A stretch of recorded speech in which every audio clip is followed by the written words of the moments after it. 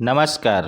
मैं रजनीकांत उपाध्याय एक बार पुनः उपस्थित हूँ कक्षा 10 की पाठ्य पुस्तक सेमुसी भाग 2 को लेकर।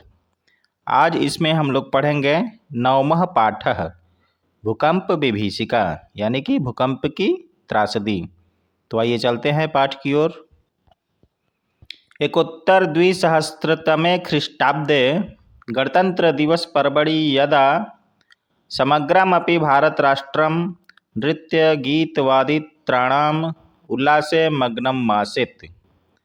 एक उत्तर अर्थात एक अधिक, द्विसहस्र 2000, 2000 से एक अधिक 2001 तमे ख्रीष्टाब्दे ईस्वी में 2001 ईस्वी में गणतंत्र दिवस पर्वणि गणतंत्र दिवस के पर्व पर यदा जब समग्रमपि भारत राष्ट्रम जब संपूर्ण भारत राष्ट्र संपूर्ण भारत देश नृत्य गीतवादित्राणाम नृत्य नाच गीत और बाजों के उल्लास से खुशी में मग्नम आसित मग्न था, तदा उसी समय अकस्मात एव अचानक ही गुर्जर राज्यम पर्याकुलम गुर्जर राज्यम गुजरात राज्य पर्याकुलम अत्यंत व्याकुल विपर्यस्तम अस्त व्यस्त क्रंदन विकलम क्रंदन अर्थात चिल्लाहट से विकल विपन्नं च जातम बहुत दुखी हो गया। भूकंपस्य दारुण विभीषिका समस्तमपि गुर्जर क्षेत्रम विशेषेण कच्छ जनपदम ध्वंसावशेषु परिवर्तितवती।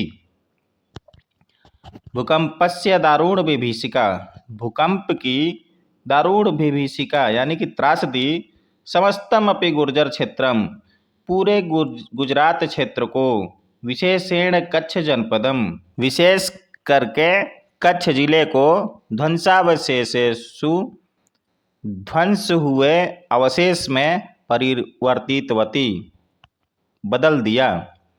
भूकंपस्य केंद्रभूतं भुजनगरं तु मृत्तिकाक्रीडनकमिव खंड खंडम जातम।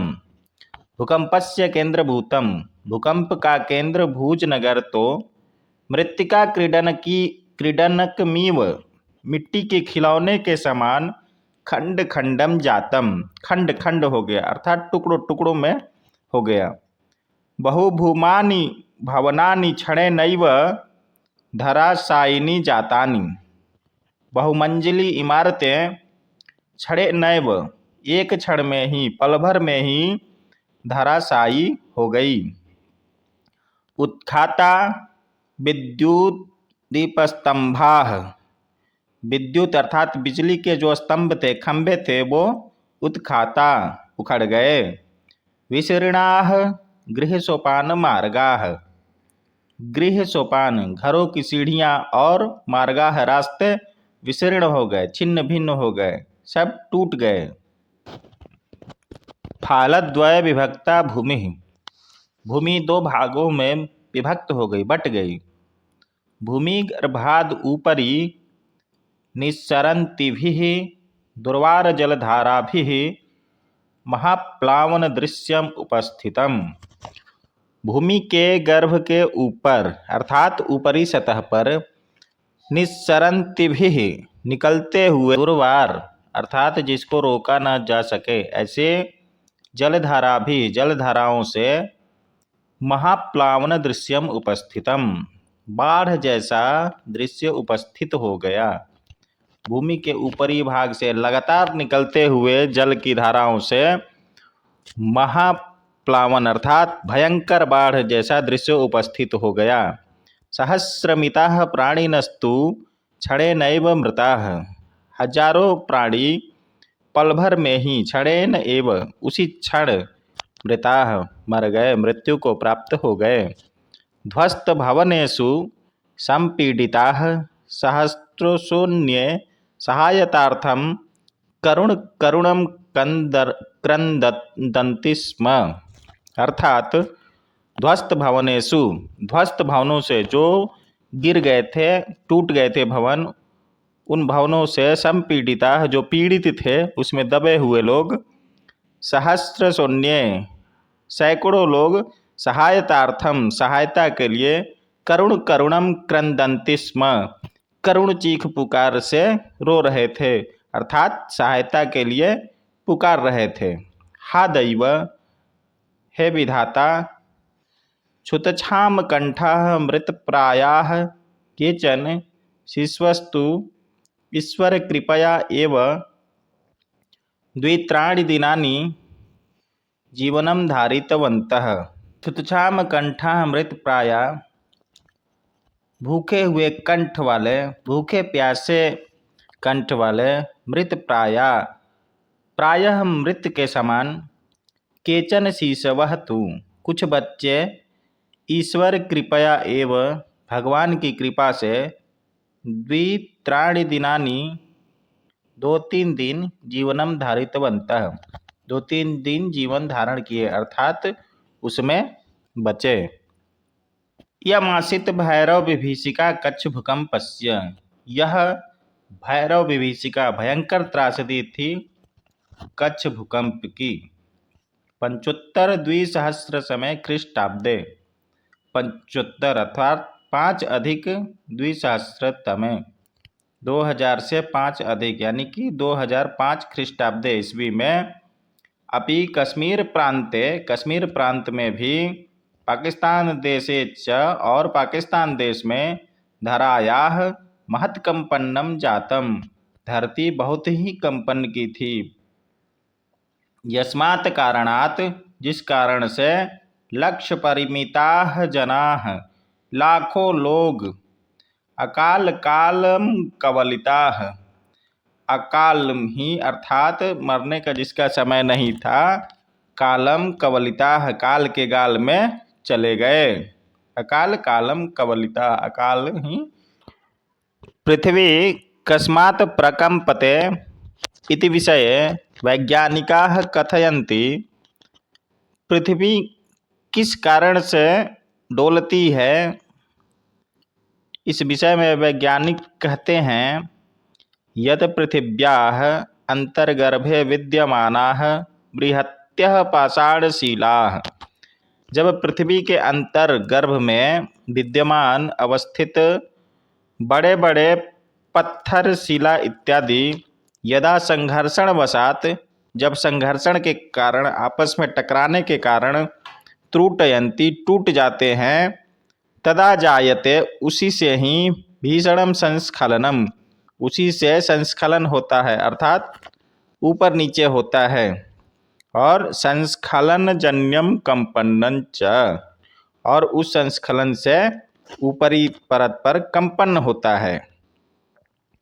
तदैव भयावह कंपन्नं धारायाः उपरितलमप्यागत्य महाकंपन्नं जनयति, और वहीं भयावह कंपन धरती के ऊपरी तल पर आकर के महाकंपन्नम, बहुत ज़्यादा कंपन उत्पन्न करता है, येन, जिससे, महाविनाश दृश्यम समुत्पद्यते, बहुत ही भयानक विनाश उत्पन्न होता है। ज्वालामुख पर्वतानां विस्फोटैरपि भूकंपो जायत इति कथयन्ति भूकंप विशेषज्ञाः। ज्वालामुखी पर्वतों से के विस्फोट से भी भूकंप उत्पन्न होता है, ऐसा भूकंप के विशेषज्ञ जानकार कहते हैं। पृथिव्याः गर्भे विद्यमानो अग्निर्यदा खनिज मृत्तिका शिलादि संचयं क्वथयति, तदा पृथ्वी के अंदर गर्भ में विद्यमान अग्नि जब खनिज, मिट्टी, पत्थर इत्यादि को संचयन करके जब उबालती है, क्वथयति उबालती है, तदा तत्सर्वमेव, उस समय वो सारे लावा रसताम उपेत्य, लावा रस बन करके, दुर्वार गत्या धाराम पर्वतम वा विदार्य, न रुकने वाला बनकर धराम धरती पर्वतों को फाड़ करके, बहिर्निष्क्रामति बाहर आते हैं। धूम भस्मावृतम जायते तदा गगनम, उस समय गगनम अर्थात आकाश धूमभस्मावृतम जायते, धुआं धुआं हो जाता है। सेल्सियस तापमात्राया 800 सेल्सियस जो कि ताप मापने वाला यंत्र है, 800 डिग्री सेल्सियस गर्म रहता है। अयम लावा रसो, यह लावा रस, यद नदी वेगेन प्रवहति, जब नदी वेग से बहती है, तदा पार्श्वस्थ ग्रामा, पास में स्थित गांव, नगराणि वा और नगर, तदुदरे क्षणे नैव समाविशन्ति, उसके उदर में अर्थात पेट में पल भर में ही समा जाती है। निहन्यते च विवशाः प्राणिनः, विवश प्राणी मारे जाते हैं।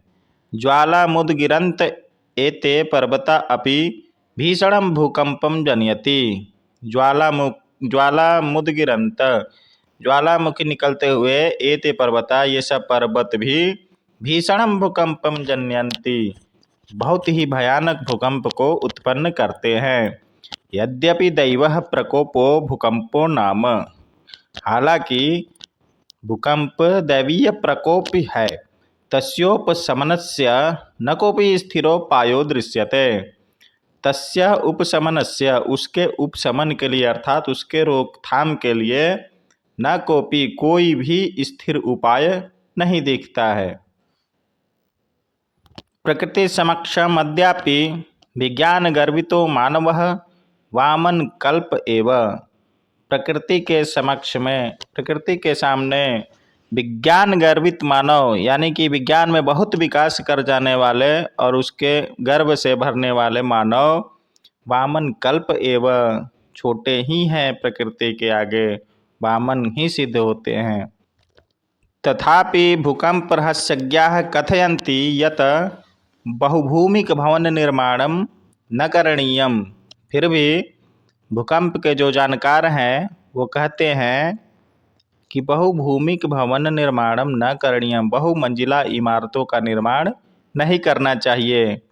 तटबंधम निर्माय, तटबंध का निर्माण करके, बृहन मात्रम नदी जलमपि, बड़े मात्रा में नदी जल को, नैकस्मिन् स्थले पुंजीकरणीयम, एक जगह पर बहुत अधिक पानी रोकना नहीं चाहिए। अन्यथा असंतुलन वशात, अगर ऐसा करते हैं तो असंतुलन के कारण भूकंप संभवति, भूकंप की संभावना बढ़ जाती है।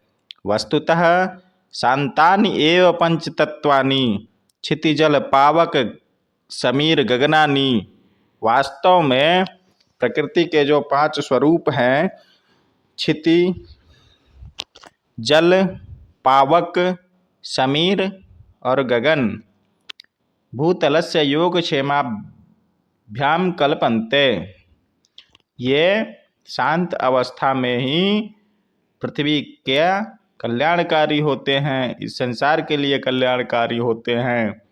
अशांतानि खलु, इनके अशांत होने पर, तान्येव महाविनाशम उपस्थापयन्ति, यही वो 5 जो तत्व हैं प्रकृति के, अशांत अगर हो जाते हैं तो महाविनाश उत्पन्न करते हैं।